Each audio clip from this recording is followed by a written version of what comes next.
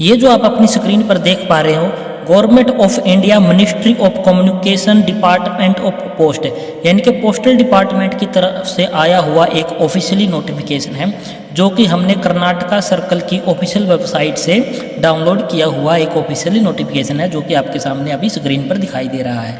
यहाँ पर देख लीजिए, office of manager mail motor service Bengaluru, और यहाँ पर उसका पिन कोड यहाँ पर दे रखा है। एप्लीकेशन किसके लिए इन्वाइट किए गए हैं? Staff car driver ordinary grade के लिए है जो पोस्ट आपकी आई हुई है। और ये किस सर्कल में आई हुई है? इन कर्नाटका सर्कल, यानी कि कर्नाटका सर्कल में ये staff car driver ordinary grade की है जो पोस्ट आई हुई है। और ये आप जो देख पा रहे हैं ऑफिशियली नोटिफिकेशन आप यहाँ पर देख पा रहे हैं। इसके बाद बात कर लेते हैं कि पोस्टें आपकी कौन कौन सी और किस किस सर्कल में कितनी पोस्टें आपकी आई हुई है। यहाँ पर देख लीजिए, सीरियल नंबर दिए हुए हैं, यहाँ पर नेम ऑफ रीजन दिए हुए हैं, नेम ऑफ द डिवीजन और यूनिट दिए हुए हैं, और यहाँ पर आपको टोटल पोस्टें दी हुई हैं। सबसे ज़्यादा जो पोस्ट आपकी एमएमएस में बेंगलुरु में आपकी जो है कि 15 पोस्टें आपकी आई हुई हैं।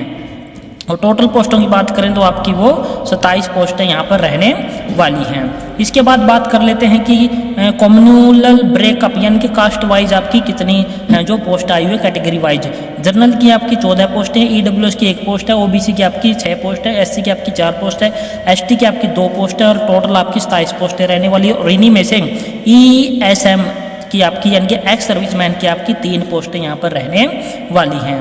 इसके बाद बात कर लेते हैं कि आप जब एप्लीकेशन फॉर्म को अप्लाई करोगे तो आपने वहाँ पर एक प्रीफ्रेंस का ऑप्शन होगा। प्रीफ्रेंस में आपने कितनी प्रेफरेंस भरनी है? प्रीफ्रेंस ऑफ एनी 4, यानी कि इनमें से कोई भी 4 प्रीफ्रेंस आपने अपने हिसाब से भर देनी है। और जैसे ही आपकी मेरिट बनेगी तो आपको उन्हीं में चारों में से आपको जो है स्टेशन दे दिया जाएगा जब भी आपका फाइनल सिलेक्शन हो जाता है। इसके बाद बात कर लेते हैं आपकी जो इसका जो पीरियड ऑफ प्रोबेशन, यानी कि जब आपका सिलेक्शन हो जाएगा, पीरियड ऑफ प्रोबेशन आपका है जो 2 ईयर फॉर डायरेक्ट रिक्रूटमेंट आपका 2 साल का रहने वाला है।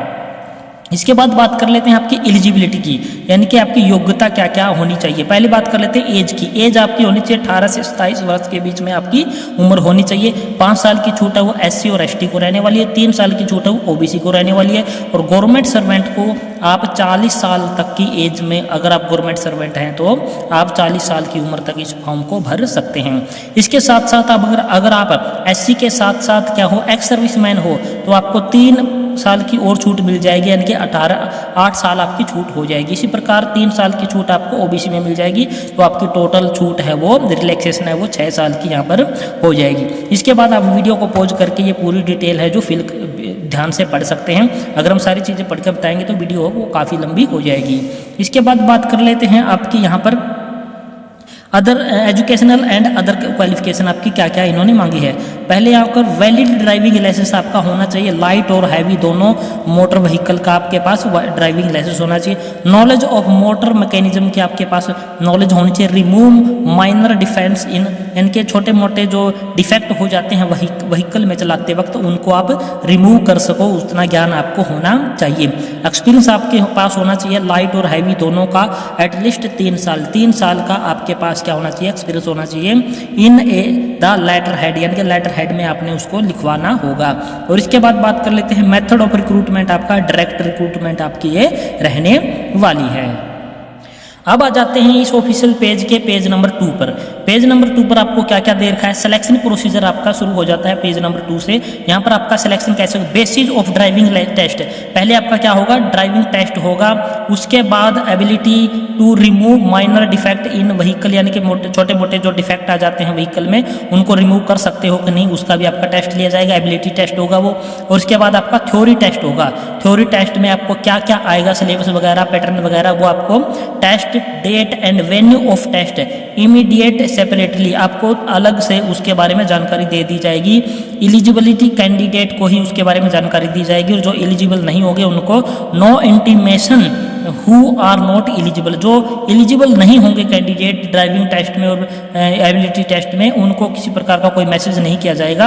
यानी कि जो सिर्फ एलिजिबल कैंडिडेट हो उनको टेस्ट डेट और वेन्यू के बारे में अलग से जानकारी दे दी जाएगी बाई डाक। अच्छा, इसके बाद बात कर लेते हैं एप्लीकेशन शुड बी सबमिटेड। आपने एप्लीकेशन है वो किस प्रकार से सबमिट करना और उसके साथ क्या क्या आपने लगाना है। एप्लीकेशन फॉर्मेट ऑफ एप्लीकेशन में आपने इनक्लूज करना है, क्या क्या चीज़ें आपने साथ में लगानी है। पहले नंबर पर यहाँ पर देख लीजिए photocopies of certificate duly attested. जो भी फोटोकॉपी आप लगाओगे सर्टिफिकेट वो आपके सेल्फ अटेस्टेड या फिर गेजेटेड ऑफिसर, किसी भी प्रकार से आप उसको लगा सकते हो। आप सेल्फ अटेस्टेड भी आप इसमें लगा सकते हो, गेजेटेड ऑफिसर में जाने की आपकी कोई ज़रूरत नहीं है। उसमें आपने क्या क्या कॉपी लगानी है, एज प्रूफ की आपने प्रूफ लगाना है, और उसके बाद एजुकेशनल क्वालिफिकेशन का सर्टिफिकेट लगाना है, ड्राइविंग लाइसेंस का सर्टिफिकेट, वैलिड एक्सपीरियंस सर्टिफिकेट लगाना है आपने।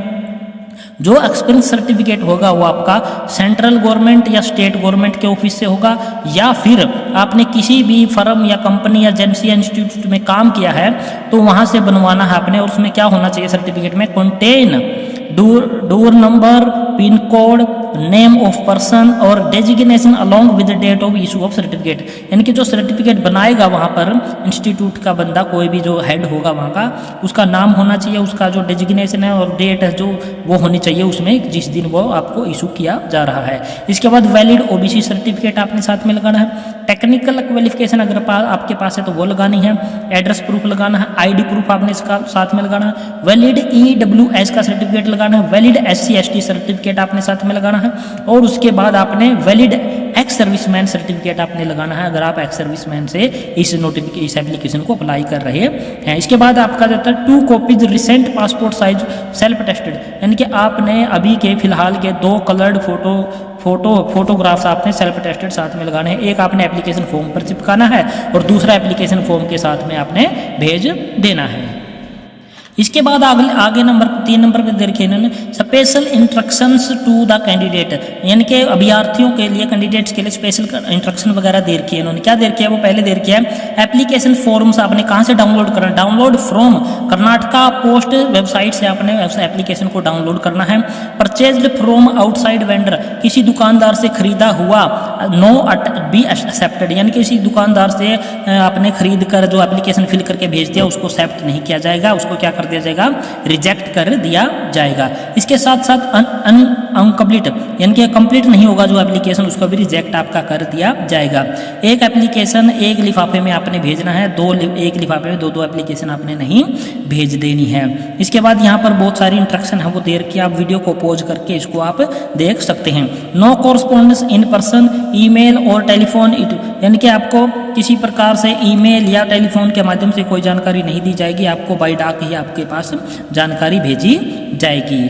पोस्टिंग प्लेस इन कर्नाटक, यानी कि आपका any place in Karnataka circle में आपको किसी भी जगह है वो आपको पोस्टिंग दे दी जा सकती है। इसके बाद यहाँ पर और भी कुछ डिस्क्वालिफिकेशन के कुछ यहाँ पर इंस्ट्रक्शन दे रखी है, आप वीडियो को पॉज करके इनको ध्यान से पढ़ सकते हैं। इसके बाद बात कर लेते हैं जो भी इम्पोर्टेंट जो पॉइंट हैं हमने हाईलाइट करके आपके लिए पहले से तैयार करके रखे हैं ताकि वीडियो ज़्यादा लंबी न हो जाए। इसके बाद application send in A proper size, यानी कि आपने एप्लीकेशन जो भेजनी है वो प्रॉपर साइज में होनी चाहिए, पेपर उसका सही साफ होना चाहिए। उसके बाद आपने जो लिफाफा होता है ऊपर वाला उस पर आपने क्या लिखना है, application for the post of staff car driver direct recruitment at MMS Bengaluru. ये आपने गहरे काले अक्षरों में वहाँ पर आपने अच्छे से साफ लिख देना है एप्लीकेशन फॉर्म के जो आपका लिफाफा होगा उसके ऊपर। और आपने वो भेजना किस प्रकार से, स्पीड पोस्ट या रजिस्टर्ड पोस्ट के माध्यम से आपने वो एप्लीकेशन फॉर्म भेजना है। भेजना कहाँ है वो एड्रेस आप यहाँ पर देख लीजिए, the manager mail motor service Bengaluru 56001, इस एड्रेस पर आपने ये एप्लीकेशन फॉर्म है आपका भेज देना है। और इस एप्लीकेशन फॉर्म को भेजने की आपकी लास्ट डेट है, जो लास्ट डेट आपकी 14 मई 2024 रहने वाली है। शाम के 5 बजे तक हर हाल में आपका एप्लीकेशन फॉर्म है वो पहुंच जाना चाहिए। किसी भी प्रकार के पोस्टल डिले के लिए ये जो है ऑफिस से जिम्मेवार नहीं होगा और उसका जो एप्लीकेशन फॉर्म है वो एक्सेप्ट नहीं किया जाएगा।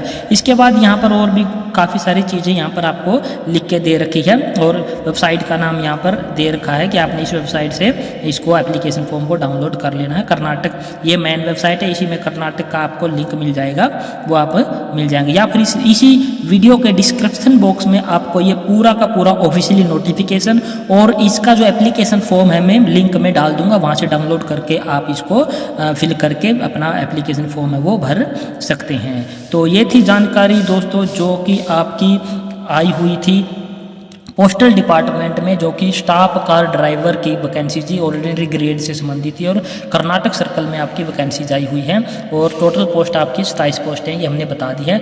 ये थी जानकारी जो कि ऑफिशियल नोटिफिकेशन के माध्यम से आपको हमने देने की कोशिश की है। आशा करते हमारे द्वारा दी गई जानकारी आपको पसंद आई होगी और इसका एप्लीकेशन फॉर्म आपने किस प्रकार से फिल करना है उसका भी एक सेपरेट जो वीडियो बनाकर हम जल्द ही अपने चैनल पर डालने वाले हैं। तो आशा करते हैं हमारे द्वारा दी गई जानकारी आपको पसंद आई होगी। अगर पसंद आई है तो हमारे चैनल को लाइक करें, शेयर करें, सब्सक्राइब करें। जय हिंद, जय भारत दोस्तों।